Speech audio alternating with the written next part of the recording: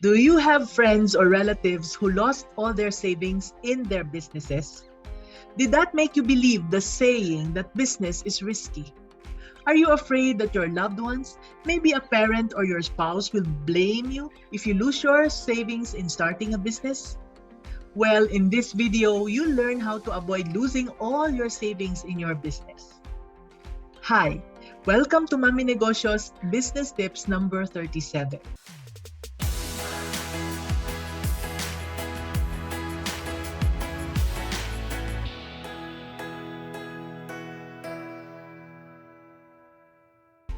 Let's start by finding out why others lose all their savings in their businesses. The first reason is that it's the wrong business for them. You see, most people just listen to their friends and neighbors, or worse, celebrity endorsers, and then they invest.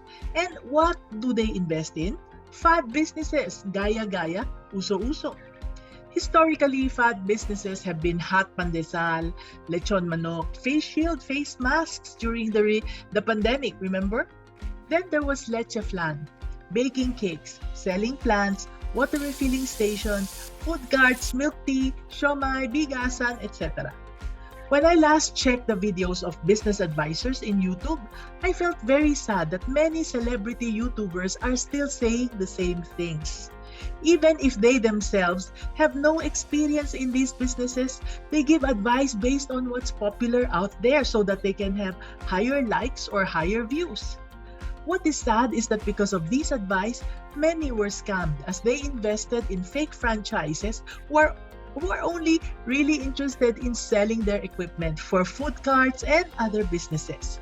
Now, even if some of them are not scams, many of these fad businesses won't last.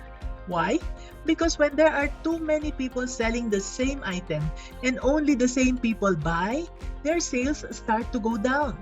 And to be able to dispose of their items, they end up lowering their prices, lowering and lowering them until they'll start selling below their costs. Just like face masks and face shields, right? Remember that? And this is how they lose their savings. How to avoid this? Don't follow fads. Instead, go for the business that's uniquely yours. It's what I call your unique purpose or your unique business calling. For you to remember that lesson, please type unique business calling in the comment section. Can you do that for me? Okay, so thank you very much for doing that. And because your business is based on your unique purpose, your gifts, and your talents, it's difficult for others to compete with you because they don't have the same gifts and talents as you have.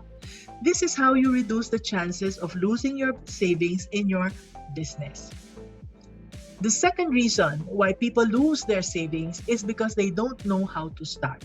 Now, just like me, because they do not know any better, they either do things by trial and error or they again listen to just anybody around them. Usually, they're well-meaning friends and neighbors who don't know much about business. When you do trial and error, as mentioned, you waste a lot of money and time before you succeed. And that is if you succeed at all. For some, again, like us, they lose all their savings before they find the right formula for their business. And that's really sad. Now, to avoid this from happening, all you need to do is to look for the right mentors who have the right roadmap to show you what to do and what not to do. Like I mentioned before, there are many mentors who have already done the expensive and time-consuming trial and error for you.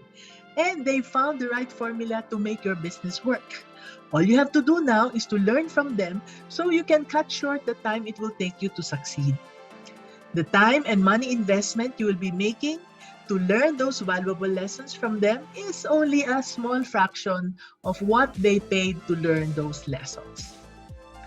Thirdly, people lose their savings because they don't separate their money from business money. This one is simple, but many business owners don't do that. When they need money for household expenses, they get it from the business. Also for their children's education, for their medical emergencies, for their travel and tours, etc. And before they know it, they've lost everything. So, how to avoid this? Get a fixed salary from your business to set aside for personal use. Again, separate the business money from your personal money.